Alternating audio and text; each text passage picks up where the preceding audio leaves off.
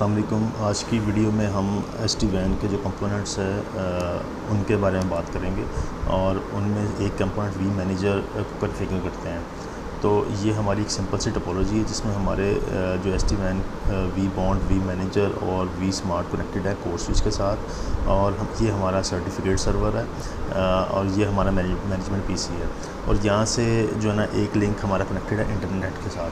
तो हम ये करेंगे कोर के ऊपर 2 IP असाइन करेंगे, एक इंटरफेस 1/1 को और एक इंटरफेस 1/0 को, और बाकी हम एक VLAN बना के तो सारे इंटरफेस उसके अंदर कॉल हो जाएंगे automatically.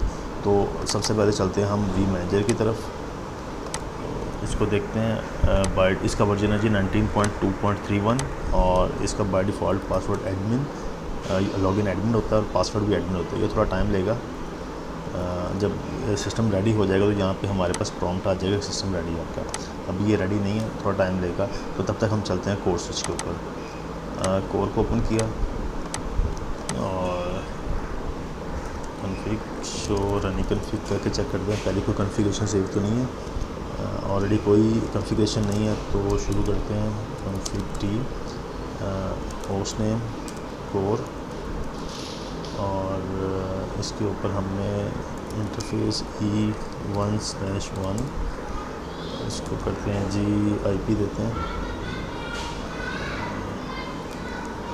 No switch port IP address हमने इसको IP देना है 192।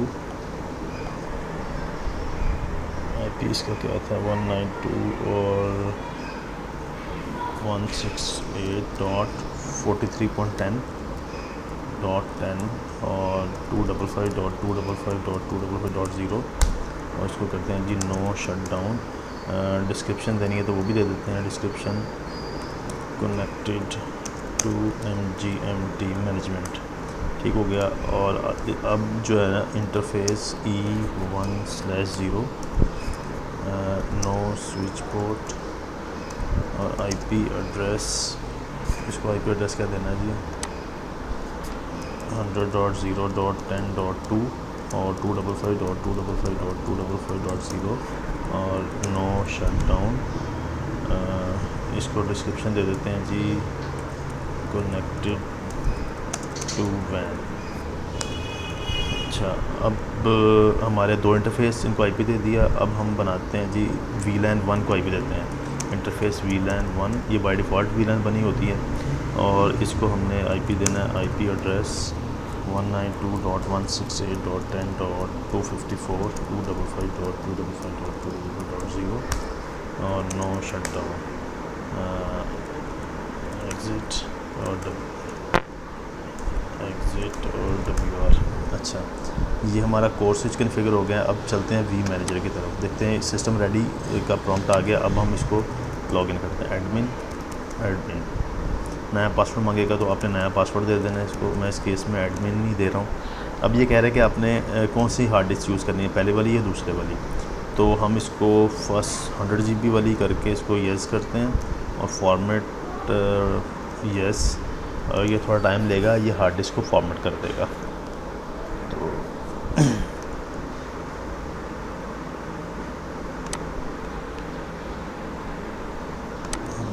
शो रनिंग कॉन्फ़िग और कोर की कॉन्फ़िगरेशन देख लेते हैं।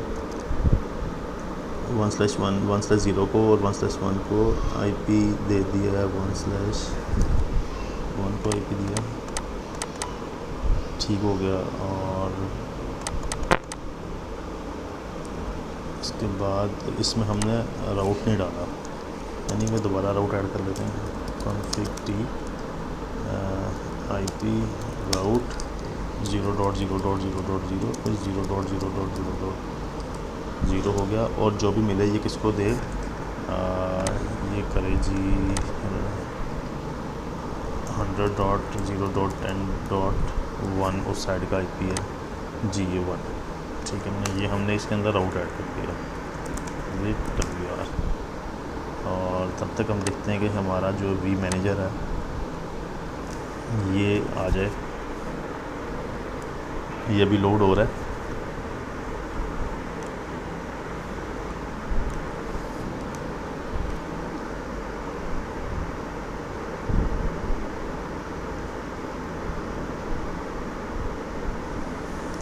ये लोड होने में टाइम लेता है, तो जैसे ही ये आता है मैं वीडियो पॉज कर रहा हूँ तो दोबारा वहीं से वीडियो कंटिन्यू करते हैं। और अब ये वी मैनेजर हमारा आ चुका है। तो सबसे पहले चेक करते हैं show running config. Same command है इसके ऊपर भी, कोई कॉन्फ़िगरेशन सेव तो नहीं, पुरानी कोई कॉन्फ़िगरेशन सेव नहीं है इसके ऊपर। तो शुरू करते हैं इसकी कॉन्फ़िगरेशन करना। तो कॉन्फ़िग टी, और सबसे पहले इसका चेंज करते हैं होस्ट नेम।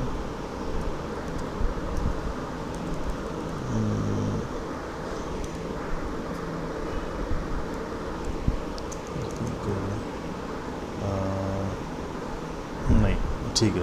सबसे पहले मैं जाना सिस्टम में और यहाँ पे होस्ट नेम, और इसको नाम दे देना वी मैनेजर।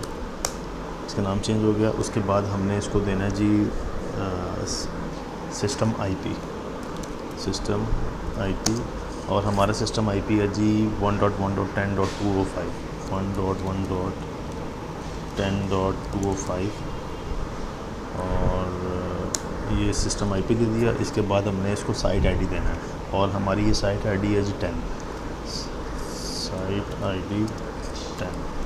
इसके बाद हमने इसको देना है जी ऑर्गेनाइजेशन नेम, जो कि बहुत इंपॉर्टेंट है, और ये सब पे सेम होना चाहिए। मेरे केस में मैं इसको देता हूँ ether-net। और इसके बाद हम इसको वी बॉन्ड का बताएंगे कि वी बॉन्ड से जहाँ से इसने वेरिफिकेशन होनी है, ऑथेंटिकेशन होनी है, और वी बॉन्ड का एड्रेस क्या है, वी बॉन्ड, और इसका जी आईपी है जी 192.168.10.200। हमारे केस में वी बॉन्ड का आईपी है ये, और ये वी बॉन्ड का आईपी है। इसके बाद हमने इसको एनटीपी सर्वर का आईपी एड्रेस देना है, एनटीपी सर्वर 192. ये हमारे पास ये आईपी 10.230, 192.168.10.230, ये एनटीपी सर्वर का आईपी हो गया। और इसके बाद हमने इसके ऊपर कॉन्फ़िगरेशन करनी है VPN 0 की। तो इसको करते हैं जी कमिट, ताकि ये सेव हो जाए। ये सेव हो गया। अब हम चलते हैं जी VPN 0 की तरफ।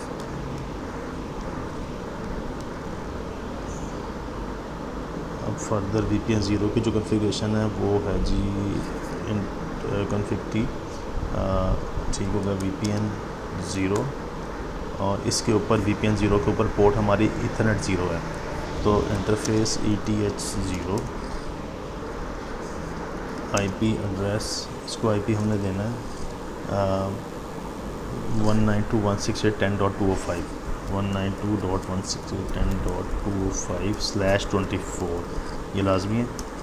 और इसको कर दें जी नो शटडाउन, टनल इंटरफेस, और allow services all, allow service netconf, allow service ICMP, और एक और है अलाउ सर्विस ICMP, और अलाउ सर्विस कौन सी थी वो SSHT।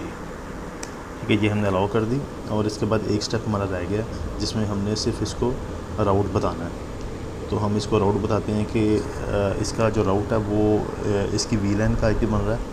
तो हम चलते हैं बाय टनल से, कमिट कर दें, कमिट, ताकि सेव हो जाए। एग्ज़िट करते हैं, और VPN 0 के अंदर ही रह के नहीं, अब हम करते हैं IP राउट, VPN 0 के अंदर ही रह के हमने इसको राउट देना था। और VPN 0 IP राउट 0.0.0.0, 0.0.0.0 और 192.168.10.254, ये हमने इसको 0.0.0 नॉट अ वैलिड वैल्यू। अच्छा सॉरी, इसको करते ये हैं कि यहाँ पे आएगा /0, इसने राउट ये सेट कर लिया है, इसको राउट इस तरह देना है। अब चलते हैं जी, इसको करते हैं कमिट, बाहर आ जाते हैं।